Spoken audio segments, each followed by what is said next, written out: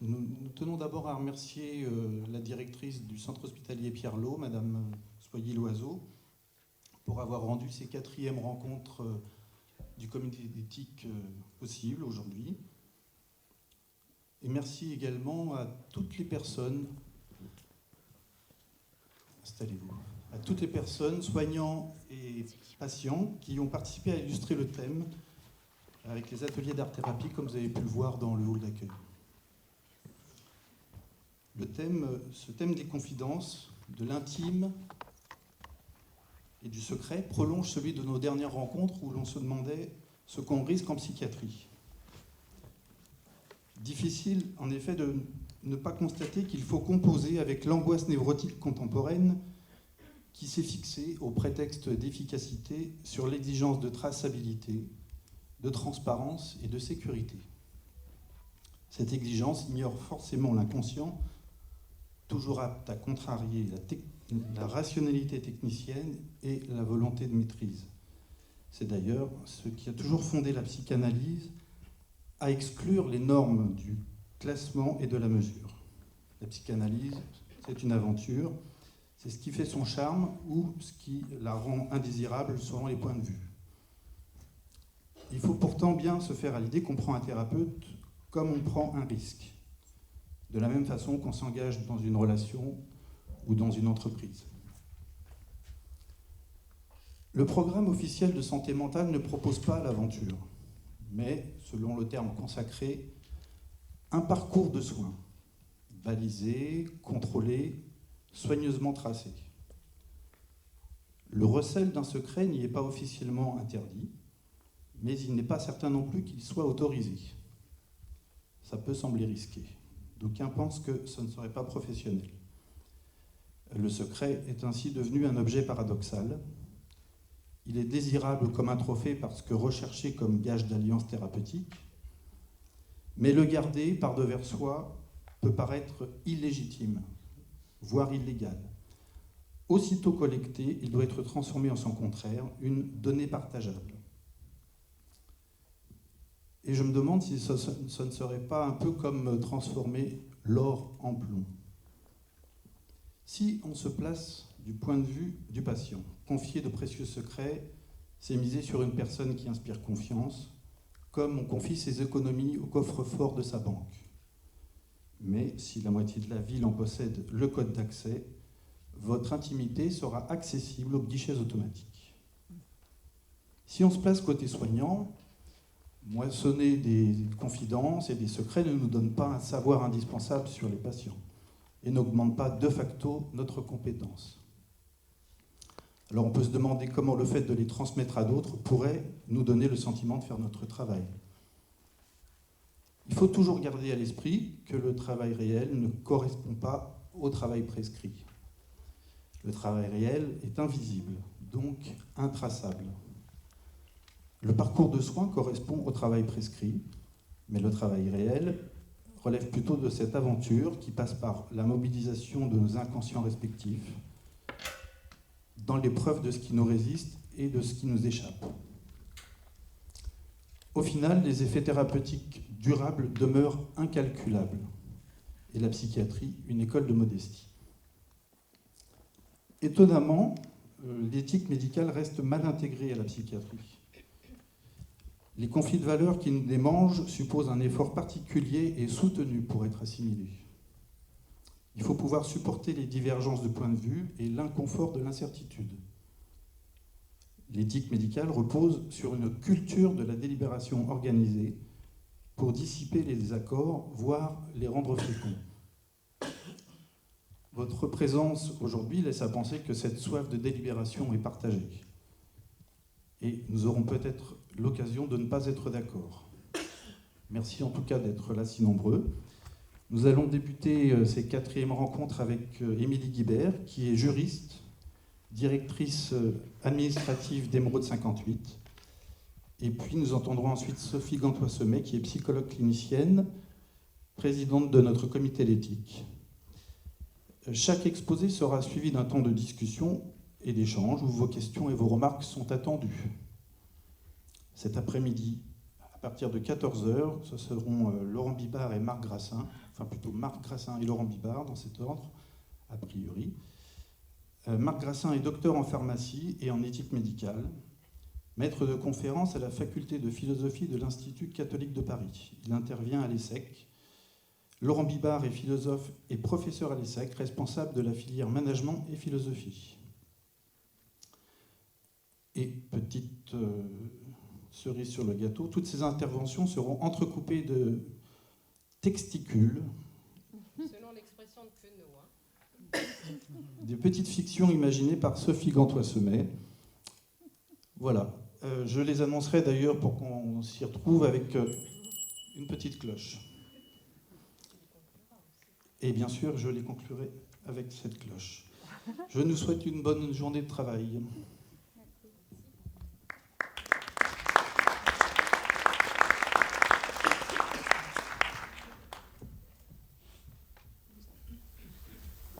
Bonjour. Donc c'est moi qui vais avoir la lourde tâche d'ouvrir cette journée de réflexion sur le secret. Ah, c'est peut-être qu'il est trop loin. Je pense qu'il faut oui. Alors, c'est moi qui vais avoir cette lourde tâche d'ouvrir cette journée sur le secret, et plus particulièrement le secret professionnel. En plus, j'espère ne pas trop vous endormir, parce que le droit est généralement ce qui n'est pas forcément le plus apprécié au niveau de la santé, parce que c'est très rébarbatif. Alors, le droit, c'est un ensemble de règles qui vont permettre de fixer un cadre. Un cadre qui est prévu avec de grandes théories, de grandes lignes, mais on voit que dans les faits, souvent, les faits et la réalité sont loin de ce cadre juridique qui se veut idyllique, où effectivement, et notamment pour notre sujet d'aujourd'hui, le secret bien conservé. Donc le droit est venu, à un moment donné, encadrer le secret qu'on appelle après secret professionnel. Donc bien sûr, c'est un cadre dont je vais vous parler, et ce cadre, vous allez vous dire peut-être au fur et à mesure de mon intervention, ben oui, mais moi dans mon service, dans mon activité, c'est pas réellement ce qui se passe. Ben oui, mais c'est normal, parce que le droit souvent n'est pas le reflet de la stricte réalité. Avant de débuter, je vais quand même poser quelques définitions, parce qu'en droit, quand on cite des termes, ce sont des termes qui sont précis, d'où l'importance de cerner de façon claire le sujet de la journée, donc notamment le secret.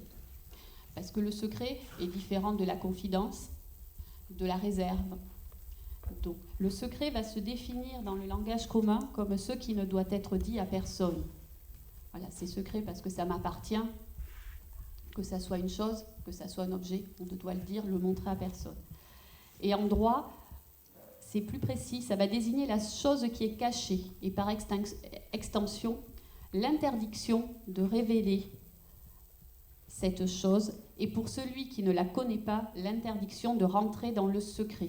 Donc on voit que là, on est précis, on est face à une interdiction, quelque chose, donc on a une obligation qui est en train de naître, et donc cette obligation-là, c'est un devoir. On a un devoir de conserver le secret, et on va qualifier le secret de professionnel lorsqu'il s'applique à une personne du fait de l'exercice de son activité professionnelle. Et donc aujourd'hui, ce n'est pas que le secret que je vais évoquer, c'est plus précisément le secret professionnel. Et pour être encore plus précis, mais le secret professionnel qui nous concerne aujourd'hui, c'est ce qu'on appelle de façon plus vaste le secret médical. Parce que médical, c'est tout ce qui touche à l'art de la médecine et donc à tous les documents concernant les données à caractère médical, excusez-moi. Donc le secret professionnel en droit, et c'est important de savoir comment il se définit, c'est l'obligation pour les personnes qui en ont connaissance de faits confidentiels dans l'exercice ou à l'occasion de leurs fonctions, de ne pas les divulguer en dehors des cas où la loi impose ou autorise la révélation du secret.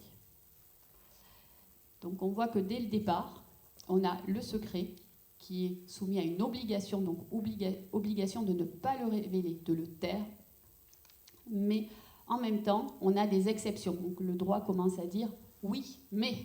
Alors on va voir après aussi dans le détail les mais, parce qu'ils sont souvent plus nombreux que ce qu'on pourrait le penser. Et ça rejoint ce qu'on disait en introduction, on commence à dire, le secret, est-ce qu'il est réellement secret? Qui va y avoir accès? Alors un petit peu d'histoire, pour débuter, parce que j'aime bien, moi, tout ce qui est historique, et puis comprendre l'origine. Le secret médical, c'est le fondement du secret professionnel qu'on a aujourd'hui. On en trouve trace dès l'Antiquité, vu que pour les médecins, le secret professionnel se retrouve dans le serment d'Hippocrate, serment que tout médecin prête avant de rentrer en médecine. Et donc, le serment d'Hippocrate précise « Admis dans l'intérieur des maisons, mes yeux ne verront pas ce qui s'y passe. Ma langue taira les secrets qui me seront confiés, et mon état ne servira pas à corrompre les mœurs, ni à favoriser le crime. »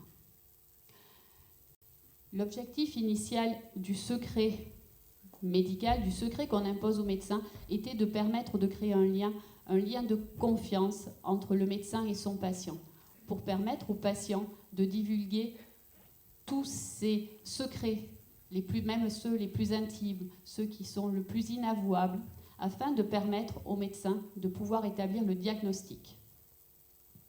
C'est la fameuse théorie de la confiance nécessaire. Sans cette confiance, le patient ne va pas oser révéler certains travers de son existence, de peur que tout le monde soit au courant. Et donc, le médecin peut perdre des éléments qui vont lui être nécessaires pour l'établissement de son diagnostic. De plus, il y avait aussi à cette époque-là un souci qu'on qualifie d'hygiéniste. Aujourd'hui, on va l'inclure dans une problématique de santé publique, c'est-à-dire qu'il faut certes poser le bon diagnostic pour aller soigner le patient, mais aussi il faut protéger l'ensemble de la communauté, notamment en cas d'épidémie et de transmission de certaines maladies.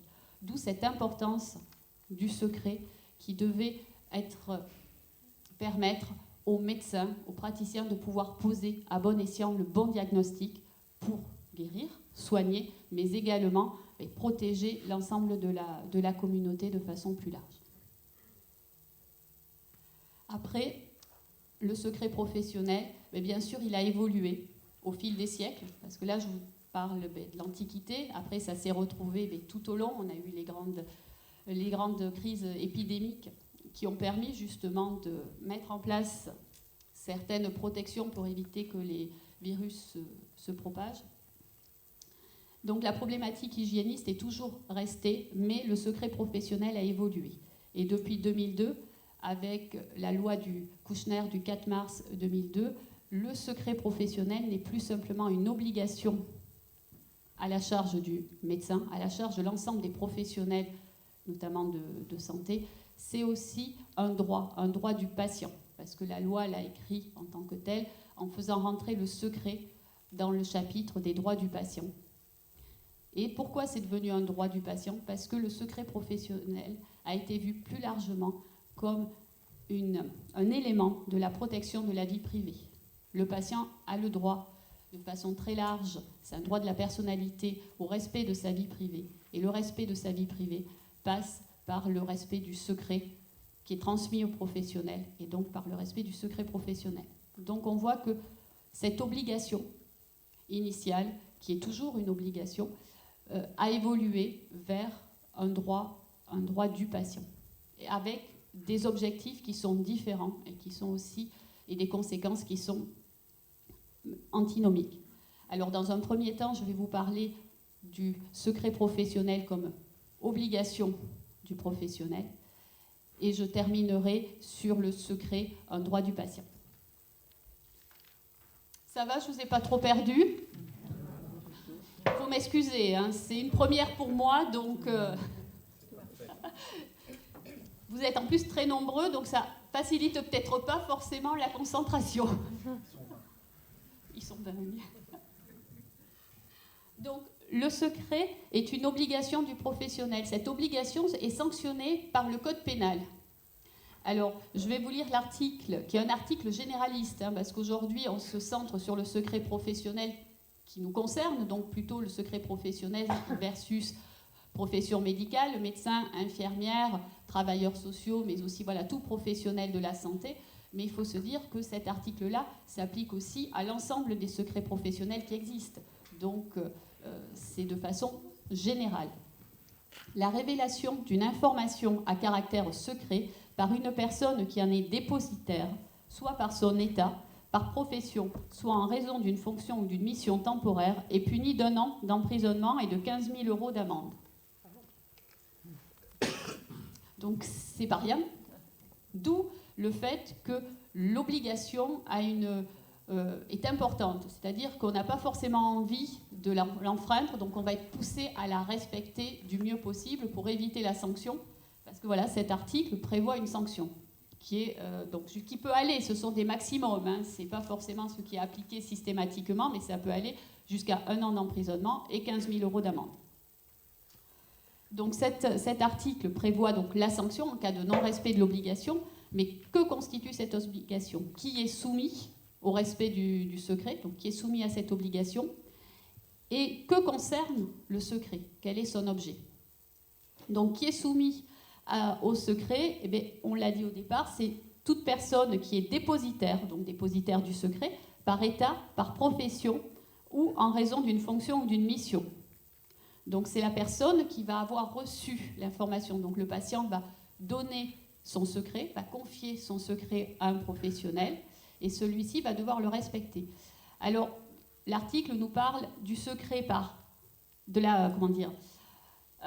du secret professionnel par état, par profession, par mission ou fonction. Donc on voit déjà qu'il y a 3 sortes de portes d'entrée pour les professionnels pour être soumis au secret professionnel. Donc les professionnels, dans tous les cas, déjà il faut commencer par là, pour être soumis au secret professionnel et se voir appliquer cette sanction, il faut qu'un texte le prévoie. Et le texte va le prévoir de façon très spécifique. S'il n'y a pas de texte qui prévoit que notre profession est soumise au secret professionnel, eh bien, on ne peut pas se voir appliquer cet article du Code pénal qui va venir nous sanctionner le non-respect. C'est un devoir moral, après, pour les personnes, de respecter le secret qu'on leur a remis. Et ça se limite à ça. Là, moi, je ne vous parle pas juste d'un devoir moral, je vous parle vraiment d'une obligation, d'un devoir pénal, vu qu'il peut être sanctionné. Donc, les premiers professionnels concernés, ce sont ceux qui sont soumis au secret professionnel par État. Alors, comment est-on soumis au secret professionnel par État? Ce sont les professionnels qui sont titulaires d'un diplôme pour lequel le législateur a prévu spécifiquement cette obligation. Alors, le premier des professionnels qui nous vient à l'esprit, c'est le médecin. Donc, je vous ai parlé tout à l'heure du fameux serment d'Hippocrate, mais en plus, il y a un article dans le Code de la santé publique qui prévoit que le médecin est soumis au secret professionnel et qui explique par tous les modes différents qui lui permettent d'avoir accès à l'information. On va en parler juste après. Donc c'est le premier des professionnels dans le domaine de la santé. Comme je vous ai dit, j'écarte les autres domaines parce que bien sûr les avocats, les notaires sont également soumis au secret professionnel, vu que des textes bien spécifiques viennent aussi le prévoir. Les infirmiers sont également soumis au secret professionnel. C'est aussi un article du Code de la santé publique qui le prévoit. Les travailleurs sociaux, donc les assistantes sociales, sont soumis également au secret professionnel. Voilà, c'est un article du Code de la santé publique. Donc tous ces professionnels, ils le sont par État. C'est le fait d'avoir obtenu le diplôme, leur conférant ce statut, qui les contraint à respecter cette obligation de secret professionnel. Les psychologues, alors je crois que vous êtes un petit nombreux peut-être dans la salle, mais ne sont pas soumis au secret professionnel par État. Aucun texte ne vient prévoir que le fait d'être psychologue entraîne une obligation au secret. Il en est pour le moment, hein. Peut-être que demain ça sera plus pareil. Mais en tout cas, à l'heure actuelle, il n'y a aucun texte qui le prévoit. De même pour les aides-soignantes, par exemple. Voilà. Je vois que ça suscite des réactions. Mais voilà, donc ça c'est la première porte d'entrée, si je puis dire, pour être soumis à cette obligation. La deuxième, c'est le secret professionnel par profession. Alors là, le texte va venir imposer le secret professionnel à une structure ou un établissement employeur. Et dans ce cadre-là, ce sont l'ensemble des salariés de la structure qui vont être soumis au secret professionnel. parce que, et là, les psychologues peuvent rentrer dans le cas, on est psychologue du centre hospitalier, l'ensemble des professionnels de santé travaillant au centre du centre hospitalier sont soumis au secret professionnel, dont le psychologue va y être soumis. De même pour l'aide soignante. Mais c'est spécifique. Donc ça, c'est car l'employeur est soumis au secret du fait du législateur. Et donc, on peut trouver cette base-là pour les professionnels de santé dans l'article 1110-4 du Code de la santé publique qui prévoit que l'ensemble des professionnels intervenant dans le système de santé sont soumis au secret afin de garantir le respect de la vie privée des patients qui s'y trouvent. Et donc là, on n'est plus dans un souci, comme je vous le disais tout à l'heure, du départ, qui était un souci hygiéniste, un petit peu, pour pouvoir avoir les bonnes informations pour établir un diagnostic. On commence à nous parler là du secret, du respect, excusez-moi, de la vie privée. Pourquoi on nous en parle là? C'est qu'on est en 2002, c'est dans le même chapitre que la reconnaissance du secret en tant que droit du patient, et que là, l'évolution a fait qu'on met plus en avant le respect de la vie privée plutôt que l'obligation du secret avec un souci de santé publique. Mais peu importe, cet article va permettre de dire à l'ensemble des professionnels qui travaillent pour ces établissements sanitaires et médico-sociaux, vu qu'on doit garantir le respect du secret, de la vie privée et de l'intimité de tous les patients, mais dans ce cadre-là, vous devez respecter le secret professionnel. Et la troisième porte d'entrée, si je puis m'exprimer ainsi, c'est le secret professionnel par mission ou fonction. Alors là, ça va être pareil. Comme toujours, il faut un texte législatif pour avoir la reconnaissance de cette obligation de secret professionnel. Ponctuellement, la loi va venir prévoir que dans certaines activités, dans certaines missions ou fonctions, la personne qui les exerce, sera soumise au secret professionnel. C'est ainsi le cas pour les membres de la Commission des droits de l'autonomie des personnes handicapées. Un texte est venu préciser que l'ensemble des membres de cette commission sont soumis au secret professionnel, quelle que soit leur profession. Il y a eu des articles spécifiques. Pourquoi? Parce que souvent, au sein de ces commissions et instances, il y a des personnes extérieures à la profession médicale, extérieures aux professions de santé, ne serait-ce que les représentants des usagers ou les bénévoles. Donc il fallait bien les contraindre de respecter le secret des informations qui allaient leur être confiées. D'où ces textes spécifiques qui sont venus les soumettre au respect du secret des informations confiées. Je ne vous ai pas trop perdu ? Donc voilà pour le champ, les personnes, quels sont les professionnels concernés par cette obligation. Après, l'objet du secret. Voilà, ce secret, c'est quoi? Parce que la notion de secret, quand même, est très subjective. Ce qui est secret pour moi ne le sera pas forcément pour chacun de vous. J'ai peut-être envie de garder secret, je sais pas, j'essaie toujours de chercher des idées, des sujets farfelus, mais je sais pas. Pour moi, peut-être, ça va être important que mon groupe sanguin soit conservé comme secret parce que j'ai pas envie que tout le monde connaisse que je suis donneur universel, par exemple. Je me dis, on ne sait jamais, en cas de guerre, on va vouloir m'attraper pour venir prendre tout mon sang. Donc, je veux vraiment que ça soit tenu secret. Eh bien, c'est mon choix. Si je veux que ça soit secret, il va falloir que les professionnels à qui je vais donner l'information le conservent comme secret, parce que moi, j'estime que ça l'est. Mais pour vous, peu importe. Voilà. Donc, c'est quand même une notion très subjective. Et après, on peut avoir des renseignements de différentes manières. Ça peut être le patient qui peut vous confier directement l'information. Après, ça peut être des choses qu'on peut entendre. Ça peut être des choses qu'un tiers va venir vous dire. Oh, ben, t'es pas au courant, machin, il est avec... machin, chambre 15, ils commencent à fricoter avec Bidule de la chambre 19, là, et puis leurs conjoints, ils viennent les voir ce week-end. Est-ce que c'est aussi au niveau du secret? Est-ce que je dois le taire? Est-ce que je peux en parler? Donc, les différents articles dont je vous ai parlé tout à l'heure, notamment pour les infirmières et les médecins qui sont venus dire que ces professionnels-là étaient soumis à l'obligation du secret professionnel, viennent dire quels sont les éléments qui sont soumis au secret.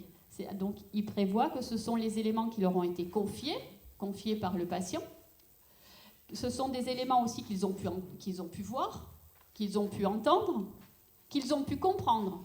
Alors là, c'est intéressant parce que ça veut dire que les interprétations qu'on peut faire par rapport aux éléments qu'on nous a remis sont aussi soumis au secret. Et ceux qu'il constate par lui-même. Donc vous voyez, c'est très vaste. Donc en gros, normalement, tous les éléments doivent être tus. Et donc, il y a une sanction pénale. Ça, on l'a vu tout à l'heure. Et donc, mais qui dit secret dit que normalement, une fois qu'on en est dépositaire, qu'on a toutes ces informations, eh bien, qu'est-ce qu'on en fait? On ne doit pas les transmettre vu que c'est secret. On n'a pas le droit. Et c'est ce que nous a redit la loi Kouchner, c'est le patient est propriétaire, en gros, excusez-moi j'emploie ce terme, mais parce que je trouve que c'est la bonne image, c'est son secret, il est à lui, et lui seul peut décider qui va le recevoir.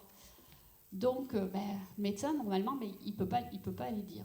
Alors, qu'est-ce qui se passe si on a connaissance de faits importants qu'il va falloir communiquer? Je vous disais tout à l'heure que le secret avait été imposé dès l'Antiquité pour permettre à ce colloque singulier qui existe entre le médecin et son patient de pouvoir établir un lien de confiance afin de poser un bon diagnostic. Mais en présence de situations épidémiques, comment on fait pour protéger, dans un souci de santé publique, l'ensemble de la communauté? Parce que je rappelle que, quand même, l'État est garant de la sécurité de la santé publique et, au travers de cette obligation de secret de diagnostic, l'État va imposer des exceptions pour permettre à la profession médicale d'être un petit peu son bras armé. Voilà. Et donc, il y a des exceptions. Et en droit, c'est toujours comme ça. Il y a un principe et des exceptions. Ici, le principe, c'est le secret professionnel. Et donc, le droit a fixé un certain nombre d'exceptions. Alors, je qualifie de 2 blocs d'exceptions. Un premier bloc qui constitue des exceptions dans le cadre de la santé publique. Ce sont l'ensemble des déclarations obligatoires qui doivent être faites auprès des autorités administratives et sanitaires. Donc ces déclarations obligatoires viennent ouvrir une première brèche dans la fameuse obligation au secret. Vous les connaissez toutes, je pense, les déclarations obligatoires des naissances et des décès, les déclarations de maladies contagieuses ou de maladies vénériennes, il y a une liste des maladies qui doivent être déclarées, l'indication par les médecins sur les certificats d'internement des noms et symptômes des patients. Là, on commence, c'est pas juste une déclaration, on commence à mettre un nom, un prénom et surtout les symptômes. Donc, les certificats détaillés qui doivent être établis par les professionnels de santé dans certains cas, notamment en cas d'accident du travail, où il y a des certificats circonstanciés, les fameux certificats, vous savez, qu'on met dans les enveloppes avec marqué secret médical. Mais normalement, le secret, même entre 2 médecins, on ne peut pas partager. Il devrait falloir l'autorisation du patient pour le faire. Donc là, on est en présence d'exception, mais le secret reste communiqué à un professionnel qui lui-même est soumis au secret, de par son état, ce que je vous ai expliqué tout à l'heure. Donc, on est censé conserver ce secret. Et puis le signalement auprès de préfets de certaines situations, donc, normalement de personnes dangereuses, par exemple en vertu d'un alcoolisme important. Donc tout ça, ce sont des déclarations qui sont obligatoires dans le cadre notamment de la santé publique. Après, il y a le code pénal. Il vient sanctionner, mais il vient aussi ouvrir une deuxième brèche. Et là, c'est de façon plus généraliste, ça ne s'applique pas qu'aux professionnels de santé, mais ils y sont soumis, vient lister un certain nombre de cas dans lesquels le secret professionnel va être levé. Ces cas concernent pour moi la protection des personnes vulnérables. Parce que là, on va cibler la connaissance d'atteintes ou de faits sur des mineurs de 15 ans, ou sur des majeurs qui ne sont pas en capacité de se protéger eux-mêmes parce qu'ils sont considérés comme vulnérables. Pareil, la vulnérabilité, c'est toujours une notion qui est difficile à définir, mais le code pénal est venu apporter une définition plus qu'une notion très précise de la vulnérabilité, car en droit pénal, quand des crimes, des agressions sont commis sur des personnes vulnérables, les sanctions qui leur sont portées sont majorées. Et donc, comme en droit, on doit essayer de tout prévoir, de tout cadrer, on est venu définir la vulnérabilité. Donc, une personne est considérée comme vulnérable quand elle est mineure, ou si c'est une personne majeure qui ne peut pas se protéger elle-même en raison de son âge. Donc vous voyez, ça couvre autant les mineurs que les personnes âgées éventuellement. La maladie, une infirmité, une déficience physique ou psychique et un état de grossesse. Alors l'état de grossesse fait toujours sourire parce qu'on part du principe que, en fin de grossesse, la personne a besoin d'être peut-être plus protégée parce qu'elle ne va pas pouvoir se défendre elle-même. Mais c'est surtout, comme je vous le disais, que le code pénal vient majorer les sanctions pénales encourues par des personnes qui agressent des victimes considérées comme vulnérables. Donc l'intérêt était de dire, si on touche à une personne enceinte, eh bien, la sanction sera supérieure à la sanction classique. Voilà, mesdames, c'est pas parce qu'on est enceinte qu'on est forcément vulnérable tout le temps. Mais voilà, c'était dans un souci de protection que ça a été rajouté. Donc, le code pénal va venir permettre aux professionnels de lever l'obligation du secret lorsqu'il a connaissance d'informations concernant des sévices ou des privations, notamment sur les mineurs, mais comme je vous disais, sur toute personne vulnérable. Donc, il a le droit de faire une information auprès des autorités judiciaires, donc de saisir la police, le procureur de la République. Il en est de même, alors ça c'est depuis peu, pour tout ce qui est violence au sein d'un couple, pouvant mettre la vie de la victime immédiatement en danger.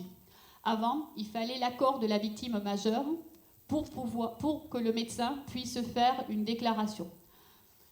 Après toutes les affaires de féminicide qu'on a pu entendre ces dernières années, le législateur a évolué et donc maintenant le médecin n'a plus forcément besoin de recueillir l'autorisation de la victime pour pouvoir faire une information auprès du procureur de la République. Il suffit qu'il estime que la personne victime des violences, homme ou femme, parce que c'est pas forcément, on entend beaucoup parler des violences féminines, mais ça peut aussi être envers l'époux, des violences au sein du couple, parce que la personne à ce moment-là risque d'y perdre la vie et que souvent elle a du mal à donner son consentement. Donc une deuxième brèche. S'il n'a pas le consentement de la victime, il peut faire la déclaration, mais il doit informer la victime qu'il y a une déclaration qui va être faite ou qui a été faite. L'information du préfet du caractère dangereux de personnes qu'il a pu recevoir en consultation, surtout si il a connaissance qu'elles détiennent des armes ou qu'elles envisagent d'en acquérir. Voilà, un médecin qui recevrait quelqu'un qui a des propos dangereux, qui sait qu'il est armé et qui commence à dire qu'il va aller tuer X ou Y, ben oui, on peut informer le préfet de ce caractère-là. Et les vétérinaires ont leur secret professionnel qui est levé pour dénoncer des sévices connus sur des animaux. Voilà, donc voilà des cas dans lesquels le secret professionnel peut être levé. Donc vous voyez que c'est quand même une obligation qui est très stricte, parce qu'on ne peut pas faire ce qu'on veut avec les informations dont on a connaissance et possession. Alors vous allez me dire comment on fait pour prendre en charge tous les jours le patient, parce que voilà, 2002 a réaffirmé le secret professionnel, mais nous, dans nos services, on doit quand même prendre en charge des patients tous les jours, on doit communiquer, vous savez, on entend tous parler de l'histoire de la traçabilité pour permettre une prise en charge fluide et correcte du patient. Alors, le législateur, en 2002, toujours la loi Kouchner, est venu poser le principe de ce qu'on appelle le secret partagé. Alors, secret partagé, moi, ça me pose souvent un souci, parce que ça ne va pas ensemble, quoi. Un secret, c'est du moment où il est partagé, est-ce que c'est vraiment toujours un secret ? On est en train de rentrer dans le fameux secret de Polichinelle, où tout le monde est au courant de tout, mais personne ne le dit. Mais bon, le législateur a dit, on va créer ce fameux secret partagé, parce que les professionnels ont le droit de partager, dans le cadre de la prise en charge d'un patient, un certain nombre d'informations. Mais il ne l'a pas laissé comme ça en disant, pour la prise en charge du patient, vous avez le droit de partager toutes les informations. Non, il est venu l'encadrer et il a posé 3 conditions qui sont cumulatives. C'est-à-dire qu'il faut que les 3 conditions soient réunies pour qu'on puisse partager l'information entre les professionnels de santé. Il faut que, il y a le premier, c'est le principe d'effectivité des soins. C'est-à-dire que les personnes avec qui on partage le secret soient toutes dans la prise en soin du patient au moment de l'échange du secret. Ce n'est pas le professionnel qui le prenait en charge l'année dernière, ce n'est pas le professionnel qui éventuellement pourra être amené à le prendre en charge dans 6 mois. Non, c'est aujourd'hui là, quels sont les professionnels qui prennent en charge le patient. Ça, c'est le premier principe. Le deuxième, c'est le principe de nécessité. Toutes les informations ne sont pas bonnes à être communiquées à tout le monde. Est-ce que le professionnel qui est en face de moi, il a besoin d'avoir connaissance de l'information que je vais lui communiquer? Si oui, je la communique, sinon, il n'y a pas besoin. C'est important parce qu'il y a des éléments, des fois, dans la prise en charge quotidienne qui peuvent entraîner un changement de comportement. On peut prendre en charge, par exemple, alors je prends toujours des situations des fois extrêmes, mais des personnes qui ont fait de la prison il y a 30 ans pour agression sexuelle. On n'est pas au courant, on fait la toilette, on fait les soins, on ne sait pas ce qu'il a fait, de façon classique. Et puis un jour, on apprend qu'il y a 30 ans, il y a eu un comportement plus qu'inapproprié, vu qu'elle a été sanctionnée par la justice. Est-ce que notre prise en soin va changer demain? Même si on se dit, ah ben non, je vais continuer à le soigner de la même façon, c'est pas vrai. Donc peut-être qu'on n'avait pas forcément besoin d'avoir cette information. Donc il faut bien mesurer les informations que l'on partage. Est-ce qu'elles sont nécessaires à la prise en charge actuelle du patient? Si on rentre pour être opéré d'une appendicite, on n'a pas forcément besoin de savoir qu'on est passé au centre hospitalier Pierre-Lot et qu'on y a fait un séjour pendant 6 mois. On a besoin d'être opéré de l'appendicite. Notre dossier psychiatrique n'a pas forcément besoin d'être communiqué, je pense. Après, je ne suis pas professionnelle de santé, donc c'est pas à moi de voir quel est l'intérêt. Mais personnellement, je ne le vois pas. Donc, principe d'effectivité des soins, principe de nécessité.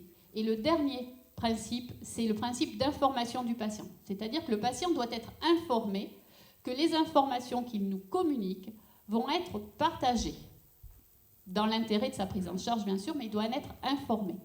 Il doit en être informé parce qu'il doit pouvoir ainsi refuser le partage de l'information, s'il n'est pas d'accord.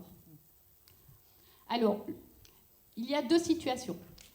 Il y a une situation pour laquelle le consentement va être présumé. On va estimer que le patient va consentir de fait au partage de l'information quand le partage de l'information se fait au sein d'une même équipe de soins. Une même équipe de soins, c'est quoi ? C'est l'ensemble de professionnels qui participent directement à la prise en charge d'un patient. Généralement, ces professionnels exercent dans le même établissement. S'ils n'exercent pas dans le même établissement, il faut qu'ils aient été reconnus par le patient comme membres de l'équipe. C'est-à-dire, si c'est au domicile, le patient va vous dire, ben oui, mon équipe de soins, c'est mon infirmière libérale qui vient, mon service d'aide à domicile... Et donc, ces professionnels-là constituent mon équipe de soins. Sinon, alors là, c'est un peu plus compliqué, il faut qu'ils exercent dans une organisation formalisée telle que définie par le cahier des charges au niveau du ministère de la Santé. C'est le cas, par exemple, des anciens gestionnaires de Cap Maya, où c'était une organisation spécifique, et donc l'ensemble de ces gestionnaires pouvaient partager le secret de l'information. Donc, si on fait partie d'une même équipe de soins, on présume que l'information peut être partagée entre nous tous. Mais le patient a la possibilité à tout moment de venir retirer son consentement au partage de l'information. Par contre, si on partage l'information avec des professionnels extérieurs à l'équipe de soins, dans ce cas-là, il faut informer le patient et en recueillir son consentement de façon expresse. Pas forcément besoin qu'il soit écrit, il faut juste informer le patient et qu'il vous dise qu'il est d'accord au partage de l'information. Vous sollicitez, l'équipe de soins va solliciter une équipe mobile de gérontologie, une équipe mobile de soins palliatifs, donc c'est une équipe externe, il suffit d'en parler au patient et qu'il soit d'accord que les informations soient partagées. Généralement, c'est dans son intérêt, il ne va pas vous dire non. mais il peut s'y opposer et il faut respecter ce refus. Il faut l'informer clairement. Alors, est-ce que j'ai été claire pour le secret partagé? Donc, ces 3 conditions doivent être cumulatives. Donc, l'effectivité des soins, le principe de nécessité et le principe d'information du patient.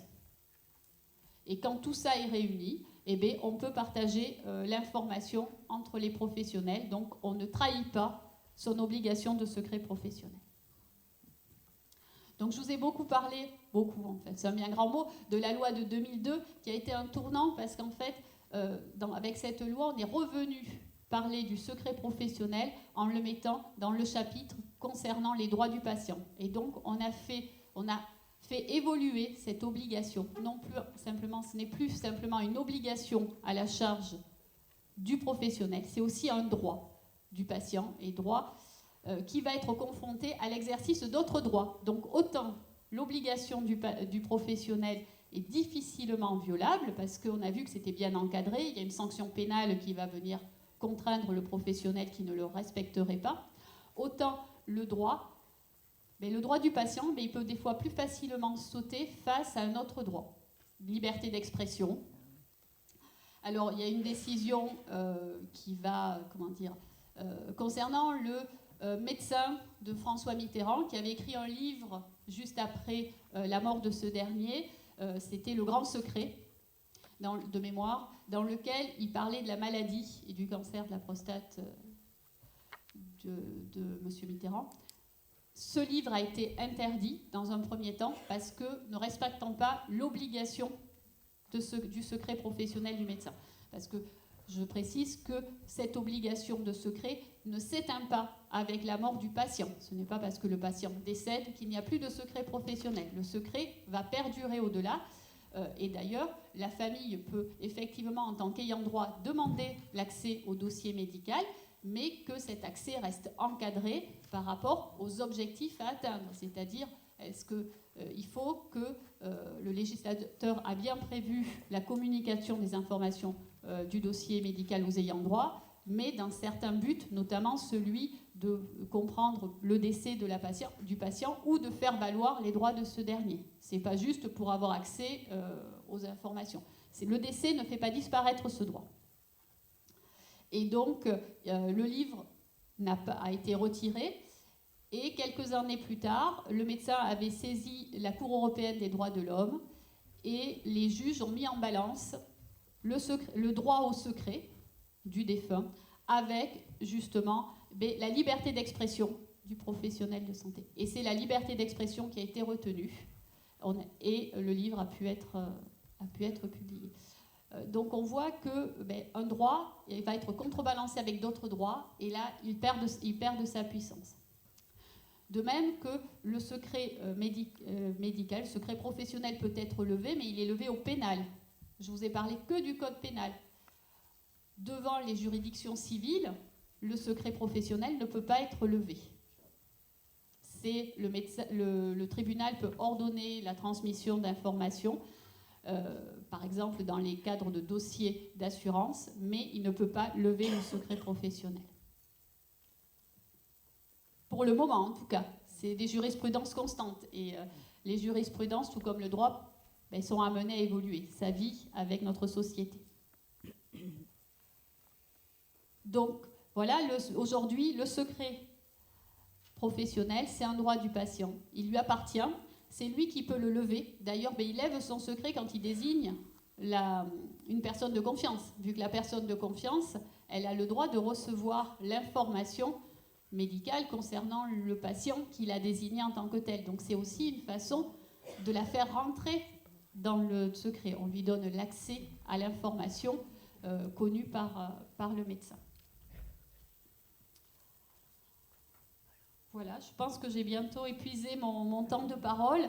Donc c'est bien, j'arrive à la conclusion qui était de dire le droit évolue et il risque de continuer à évoluer, surtout dans le domaine du secret. Parce qu'aujourd'hui, la numérisation de l'ensemble des données de santé va commencer à poser de nouveaux problèmes, de nouvelles questions concernant l'étendue du secret et surtout les personnes qui peuvent y avoir accès, comment, Et on commence à le voir avec toutes les problématiques de numérisation. Mais on est soumis à la violation du secret par les hackers qui peuvent les trouver. Voilà. Nos informations ne sont plus cachées au fond d'un placard, dans un dossier ou d'une boîte à archives.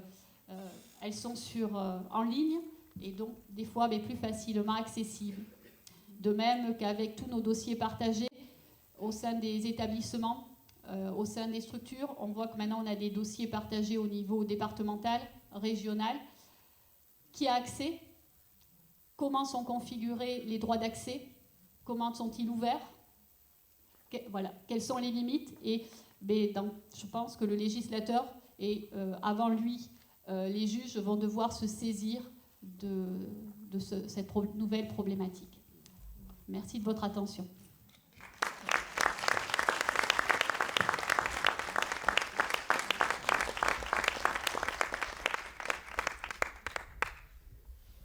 Merci beaucoup, Émilie. C'était très, très clair et je crois que le sujet a été vraiment bien introduit là, par un tour d'horizon très large.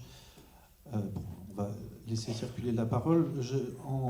En t'écoutant, j'avais vraiment le sentiment qu'on était dans une évolution non seulement du droit, mais d'une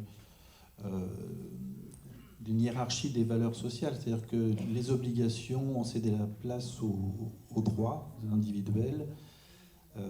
Et on voit avec l'exemple de François Mitterrand que c'est un droit qui supplante l'obligation du secret médical. C'est le droit de s'exprimer librement. Donc ça, c'est effectivement, ça ouvre tout un questionnement philosophique. Moi, j'avais déjà peut-être une question. J'ai appris que je faisais partie des professionnels qui ne sont pas soumis par la loi au secret. Peut-être le suis-je parce que je fais partie d'une institution qui l'est. Si, en cas de litige, donc, la sanction pénale va tomber sur l'établissement, sur le professionnel que je suis, si je venais à trahir le secret. Pour moi, c'est une sanction personnelle. Vu que ce n'est pas l'établissement en tant que tel qui est soumis au secret, c'est la personne et qu'on a tendance quand même à le rapporter. Donc pour moi, ça reste une sanction personnelle, surtout quand on voit les montants qui sont prévus. On a de la prison et on a 15 000 € d'amende. Si ça concernait l'établissement, on parlerait de sanctions pénales pour une personne morale et il y aurait pour moi une autre sanction à côté. Merci. Voilà. S'il y a des questions dans la salle ? Dans le cadre de... J'ai pas vu qui parlait, excusez-moi. C'est moi. Dans le cadre justement des personnes qui ne sont pas soumises au secret les psychologues par exemple, donc ils le sont dans le cadre de l'établissement dans lequel ils travaillent si cet établissement est soumis au secret. Par contre, si on consulte ces personnes en dehors de cet établissement, ils ne le sont pas, j'imagine. Par déduction, vous avez tout à fait répondu. D'accord. Après, il y a l'obligation morale, c'est ce que je vous disais oui, tout à l'heure. Moi, je vous ai parlé du secret professionnel, de l'obligation au secret telle que définie par la loi et encadrée. Après, il y a l'obligation morale qui en découle, il y a la confidentialité, et dans ces cas-là, on est plus dans une confidentialité que dans un secret. Et donc, la confidentialité, elle, n'est pas soumise ce n'est pas le secret. D'accord. Et au niveau donc secret, dans le cadre professionnel, c'est un secret. La différence entre confidence et secret, comme vous avez dit, elle est très subtile. Et à partir du moment où c'est dans le cadre professionnel, c'est secret. On peut considérer ça comme ça. Pour moi, c'est ça. Bon. Parce que c'est ce que je vous ai dit tout à l'heure. Alors, je reprends mes notes, excusez-moi. Mais c'est tout. Le secret est institué dans l'intérêt des patients. Le secret couvre tout ce qui est venu à la connaissance. Alors là, c'est dans l'article des médecins, c'est pareil dans l'article concernant les infirmières. Tout ce qui est venu à la connaissance du professionnel, qui lui a été confié, qu'il a vu, qu'il a entendu, qu'il a compris, ou qu'il a constaté. Donc voilà, C'est ce qui est défini. Après, c'est jouer sur les mots, je dirais. Mais Oui. du moment où on est soumis au secret, Ouais. tous ces éléments qui sont arrivés en la possession du professionnel, quels que soient leurs moyens, et donc le simple fait de déduction est couvert par cette obligation-là qui entraîne une sanction si ce n'est pas respecté. Merci. Je fais des réponses de Normand, mais parce que... voilà. Mais c'est ce que je vous ai dit tout à l'heure, c'est un cadre. Ce cadre peut être amené à évoluer, et surtout on sait que dans la pratique c'est très difficile. Si le législateur, quand il est venu clarifier les droits du patient et qu'il a reprécisé le secret au sein de ce chapitre-là, n'était pas venu parler du secret partagé, on aurait pu être en grande difficulté. Et là je reviens sur l'éthique, parce que éthiquement, mais comment communiquer une information à un autre professionnel alors que je n'ai plus le droit de le faire? Et surtout, j'ai oublié, ça me fait penser que j'ai oublié de dire quelque chose, le secret professionnel n'est pas opposable au patient. On ne peut pas opposer au patient notre secret professionnel, c'est-à-dire qu'on lui doit la transparence. Il doit connaître tous les éléments. Oui, je voulais poser une question concernant justement, je suis étonnée pour les psychologues. Quelqu'un qui va chez un psychologue, donc qui va donner des informations bien particulières, est-ce que ça veut dire que sa famille ou son époux peuvent appeler le psychologue et le psychologue peut dévoiler parce que je connais des cas où ça s'est passé, donc j'ai été étonnée. Et apparemment, avec ce que vous venez de dire, c'est faisable. Mais je veux dire, c'est l'éthique du professionnel. Ouais, d'accord. Pour moi, éthique, c'est son devoir moral, c'est son devoir éthique de ne pas divulguer. Après, je ne suis pas psychologue, mais juridiquement, moi, en tant que... Si j'étais juge, je ne pourrais pas venir sanctionner le psychologue pour ça sur une base pénale. Après, rien n'empêche de poursuivre le professionnel au civil en disant qu'il n'a pas respecté ses obligations loyales, parce que le professionnel a une obligation quand même de loyauté vis-à-vis de son patient. Et donc dans ce cadre-là, on pourrait supposer qu'il n'y a pas ce respect de loyauté. Mais là, on part sur un autre versant, qui est le versant civil.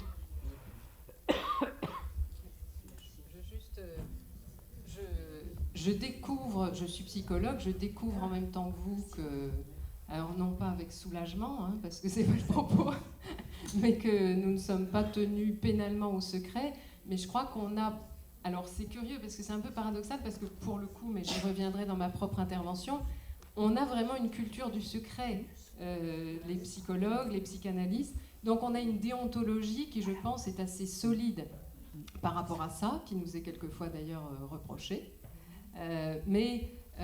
c'est vrai que c'est très étonnant. Je ne comprends pas que le législateur ne se soit pas mêlé de ce truc-là, ou alors c'est qu'il fait vraiment très confiance aux psychologues. C'est possible parce qu'on est des tombes. Désolée d'avoir jeté un pavé dans la mare, mais je trouvais que c'était important aujourd'hui de souligner ce point-là. J'ai participé à une journée une fois de formation sur le secret, où justement tout tournait autour de ça en nous disant arrêtez, les psychologues ne sont pas soumis au secret professionnel, et l'intervenant n'avait pas arrêté pendant 2 heures de nous dire ça. Donc j'étais allée vérifier après, et effectivement il n'y a aucun texte qui vient l'encadrer. Mais comme je le disais, pour le moment. Après peut-être que demain, ça irait dans la logique des choses, je dirais aujourd'hui. Ah bon ? C'est indiqué dans le code de déontologie, c'est le premier principe.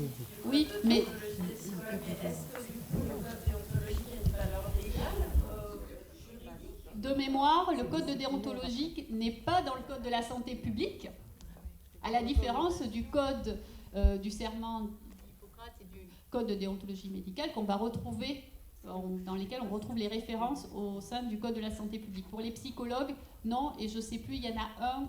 Ils peuvent validé par un ordre national. Tout à fait. Voilà. Le code de déontologie soit validé par l'ordre national. J'ai rien d'autre à ajouter.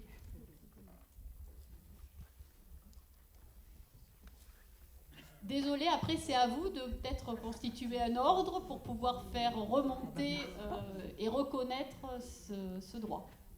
Ou plutôt que c'est pas ce droit, c'est cette obligation. Après faites attention, parce qu'une fois qu'elle est reconnue, elle est sanctionnée pénalement. Aujourd'hui, c'est une obligation morale que je suis sûre que vous respectez tous. C'est d'ailleurs les ordres nationaux qui classent les professionnels de santé et les professionnels, les non-professionnels de santé. Oui, mais après, c'est surtout le code je dirais c'est surtout après le législateur qui vient nominativement, c'est ce que je vous ai dit tout à l'heure, il faut qu'il y ait un article qui prévoit spécifiquement le diplôme et la profession qui est soumise à cette obligation pour être soumis à l'obligation du secret par État. Et donc, ça peut être un règlement, ça peut être un décret. Voilà, il y a un texte qu'on retrouve après dans le Code de la santé publique ou le Code de l'action sociale et des familles, parce que les travailleurs sociaux, c'est dans le Code de l'action sociale et des familles, qui vient préciser exactement de quoi il retourne. Sans ce texte législatif, on ne peut pas dire qu'on est soumis au secret professionnel, parce qu'on ne peut pas s'auto-soumettre au secret. On ne peut pas dire, ben moi, à partir d'aujourd'hui, je suis soumis au secret professionnel. De même qu'un employeur ne peut pas imposer le secret professionnel. C'est vraiment le législateur qui vient l'imposer. Parce qu'il y a une sanction pénale qui en découle. Bonjour. Je me présente parce que je trouve que la casquette aussi est différente. Moi, je suis assistante sociale de formation. Donc là, je travaille dans le cadre du logement d'abord. Et j'aimerais, moi, rebondir sur la notion de secret partagé, et notamment entre secteur social et psychiatrie, parce que justement, c'est pas toujours évident d'être aussi dans le partage d'éléments, notamment sur le champ de la psychiatrie par rapport à tout le travail de soins, et le champ social où on est beaucoup plus dans le réel, et où finalement on a à travailler ensemble. Donc voilà, j'aimerais savoir finalement comment on peut aussi lever le secret, ou travailler le secret partagé. Vous avez évoqué le fait de pouvoir évoquer auprès de la personne des interventions multiples et du partage de données. Comment après on peut construire ça au quotidien avec les équipes? Vous avez donné dans votre question la réponse, ça se construit après avec les équipes. Après vous, de par votre diplôme, vous êtes soumis au secret professionnel par État, déjà. Donc ça, vous connaissez et puis vous ne pouvez pas vous en défaire parce que ça s'impose et on ne peut pas décider de la lever comme je vous l'ai expliqué précédemment. Après, le secret partagé est bien clair. L'information... Donc maintenant, il n'y a plus... au départ, le secret partagé était fait que pour le secteur sanitaire. Maintenant, c'est le secteur sanitaire et médico-social qui a vraiment eu une extension du secret partagé au niveau du secteur sanitaire et médico-social. Mais il faut que les informations qui sont partagées soient strictement nécessaires à la prise en charge et à la continuité des soins. Donc après, vous pouvez... C'est pour ça que ça doit se travailler peut-être avec l'équipe qui va vous solliciter, mais vous ne pourrez pas avoir accès à l'ensemble des informations parce que les informations qu'on vous communiquera doivent être vraiment strictement nécessaires à la prise en charge. Le cadre légal est là. Après, c'est, comme vous le disiez, quelque chose à construire dans les faits. Je ne peux pas apporter une réponse plus claire à votre question. Je suis désolée.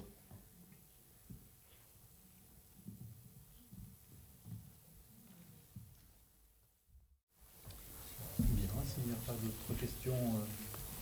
Nous remercions encore Émilie Libert pour cette brillante présentation. Merci.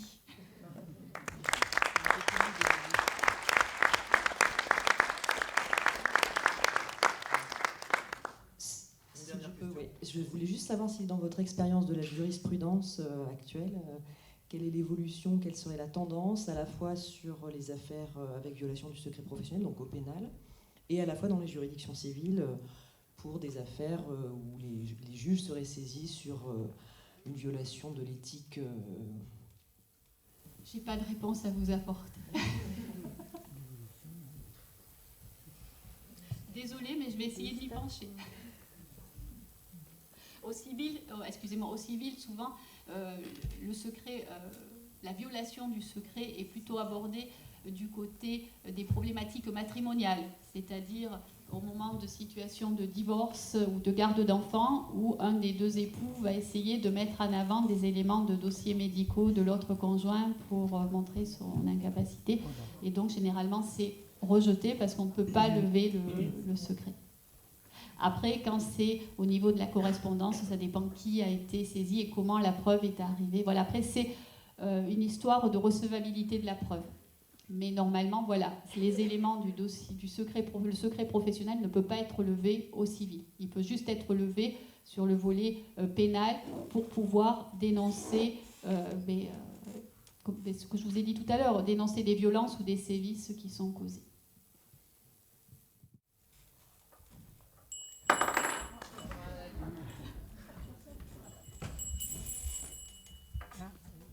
C'est le premier intermède. And now something completely different. 25 mars 2028, 7h15. Tibidip, tibidip, tibidip. Le docteur Ludwig Brother, psychiatre, 67 ans, est réveillé par son smartphone qui l'informe de la météo et du nombre de calories permises dans le cadre de sa cure détox.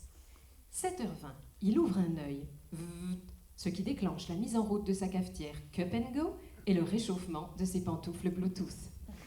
7h30, sa brosse à dents électrique connectée le félicite et projette sur le mur une radiographie en couleur des zones détartrées de sa dentition. 7h35, Ludwig Brother est prêt. Il enfile son podomètre et sort de chez lui pour rejoindre son cabinet de consultation. Dans la rue, une publicité ciblée se déclenche sur son passage. Sarcophage, la mutuelle du 3e âge. 7h37, il voit au loin son SUV hybride connecté qui clignote pour le saluer. Schlick, schlock. Au démarrage, son ordinateur de bord l'informe de son empreinte carbone de la veille et lui rappelle qu'il devrait refaire un contrôle de la vue avant 2000 km. 7h38, tilim. Le siège, équipé d'une balance électronique high-tech, le complimente pour son indice de masse corporelle inférieur à 30. 7h40, embouteillage. Tilip, l'application Mammouth Rusé lui donne une estimation de son retard et prévient sa secrétaire. 8h10, Ludwig Brother est enfin arrivé. Il se gare sur son emplacement réservé. Dans la rue, nouvelle publicité ciblée. Zzz, protection Niagara, ne laissez pas l'incontinence vous plonger dans l'embarras. 8h12, il arrive à son cabinet. Zzz, la webcam déclenche l'ouverture de la porte et lui indique qu'une nouvelle patiente est déjà installée en salle d'attente. Bonjour madame, je vous en prie. Oui, voilà, je vous écoute. De quoi souffrez-vous? Bonjour docteur. Depuis quelque temps, j'ai des angoisses. Vous allez me croire folle, je me sens constamment observée. Mais je ne sais pas si je dois vous en parler et j'ai peur que ça sache autour de moi. Ne vous inquiétez pas. Ce genre d'angoisse réagit très bien au traitement. Et par ailleurs, je suis soumis au secret professionnel. Ce que vous direz ne sortira pas d'ici. D'ici est une petite ville de 3500 habitants située dans le département de Lyon. C'est juste mon Wikipédia qui s'est déclenché inopinément. Oui, vous pouvez me parler en toute confiance. Et ici, vous le verrez. C'est vous qui gérez votre prise en charge. En revanche, on m'indique que votre carte vitale n'est pas à jour.